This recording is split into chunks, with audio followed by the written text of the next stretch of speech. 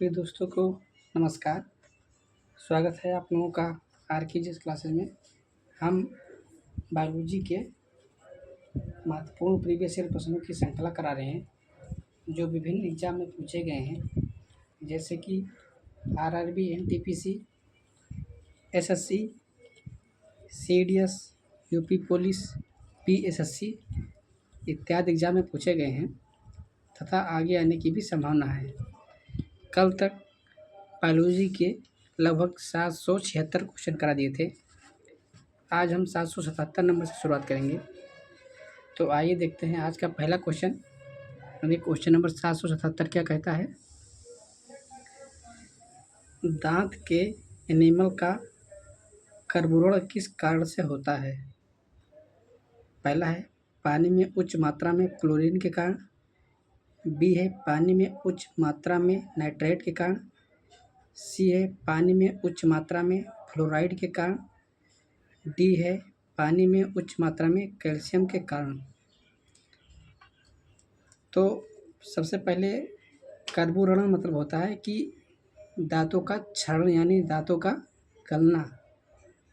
तो इसका जो राइट आंसर हो जाएगा वो हो जाएगा पानी में अगर उच्च मात्रा में फ्लोराइड है तो दांतों का क्षरण प्रारंभ हो जाता है।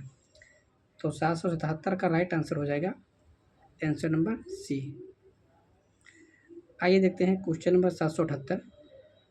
निम्नलिखित में से कौन सा एक स्वास्थ्य समस्या फ्लोराइड की कमी के कारण होती है। पहला है जोड़ों का अकड़न, बी है दांत का कर्बुरण, सी है अस्थियों का बंकन, डी है दांत का क्षरण।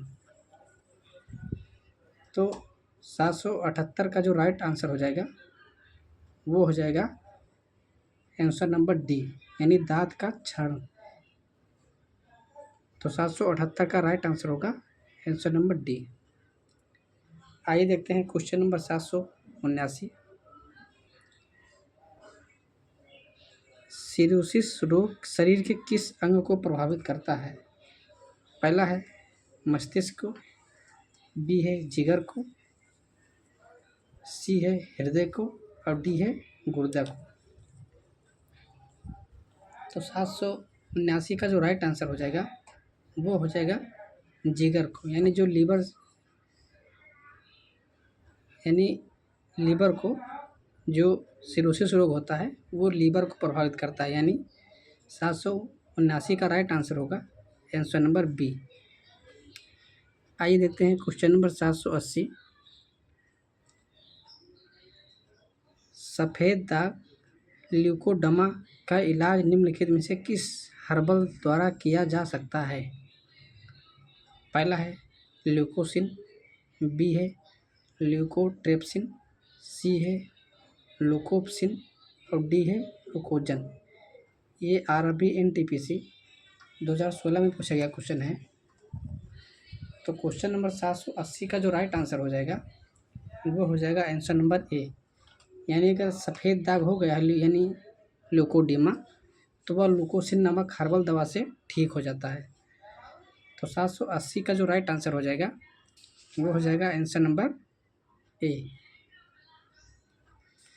आइए देखते हैं क्वेश्चन नंबर 781।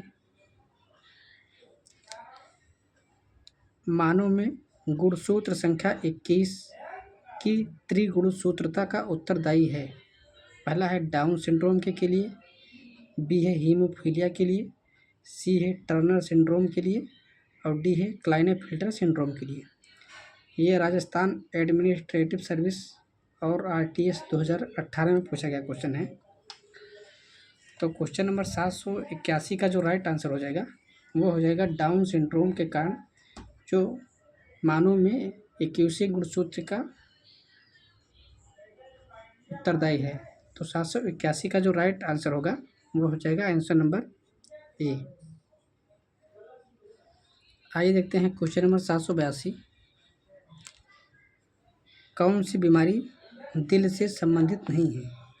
यानी इनमें 3 बीमारी है वो दिल से संबंधित है, जबकि जो चौथी है वो दिल से संबंधित नहीं है। पहला है एन्यूरिज्म, बी है कार्डियोमायोपैथी, सी है डिप्थीरिया और डी है मायोकार्डियल रप्चर।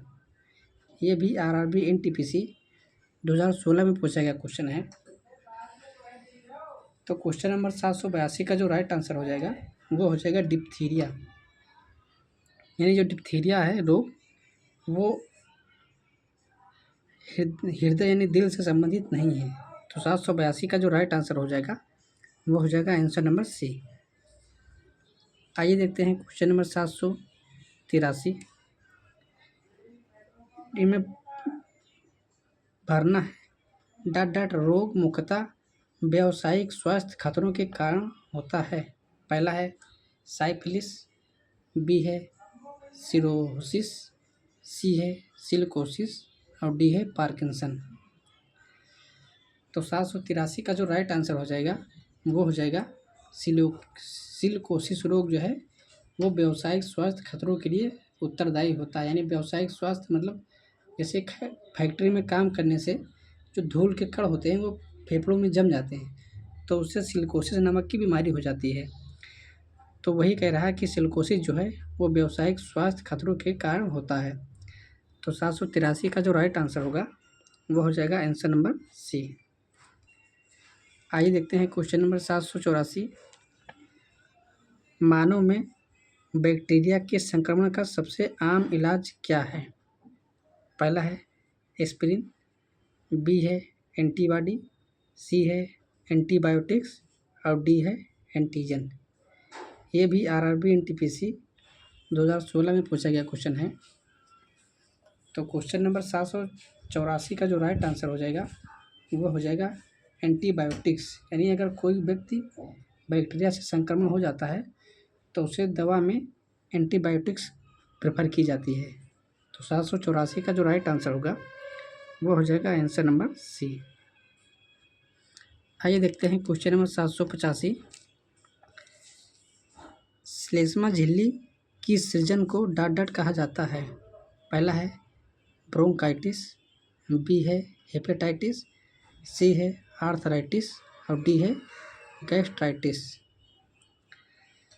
तो 785 का जो राइट आंसर हो जाएगा वो हो जाएगा ब्रोंकाइटिस। यानी जो श्लेष्मा झिल्ली की जो सृजन है वो ब्रोंकाइटिस को कहा जाता है। तो 785 का जो राइट आंसर हो जाएगा वो हो जाएगा आंसर नंबर ए। आइए देखते हैं क्वेश्चन नंबर 786। मेलियोडिसिस क्या है? पहला है त्वचा पर लाल चकत्ते, बी है स्मरण शक्ति में क्षति, सी है संक्रामक रोग और डी है जोड़ों में पुराना दर्द। तो जो मेलियोडोसिस है वो एक प्रकार का संक्रामक रोग है। तो 786 का जो राइट आंसर हो जाएगा वो हो जाएगा आंसर नंबर सी। आइए देखते हैं क्वेश्चन नंबर 787। पादप विज्ञान यानी फाइटोलॉजी में किसका अध्ययन किया जाता है? पहला है मानव शरीर रचना का अध्ययन, बी है मानव विज्ञान का अध्ययन, सी है शुद्ध मात्रिक अध्ययन और डी है पौधों का अध्ययन।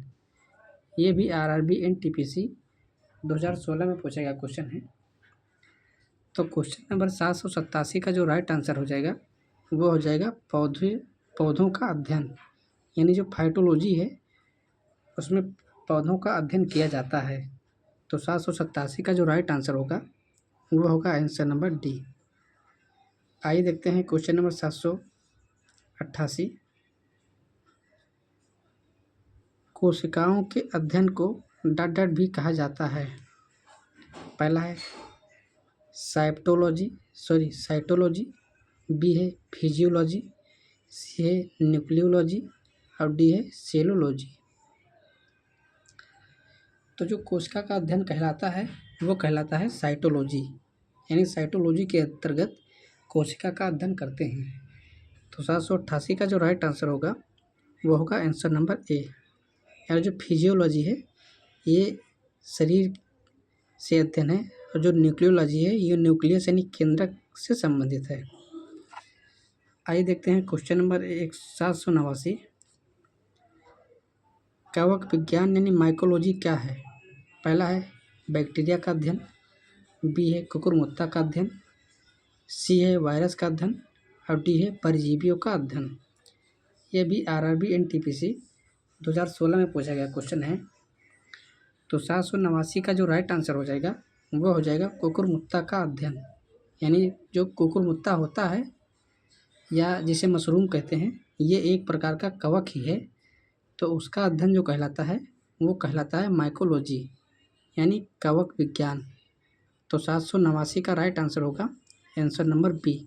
और कभी कभी इस समय बारिश के मौसम में जहाँ कोई खरपतवार नष्ट या सड़ जाता है तो वहाँ पर भी कवक जो उगते हैं।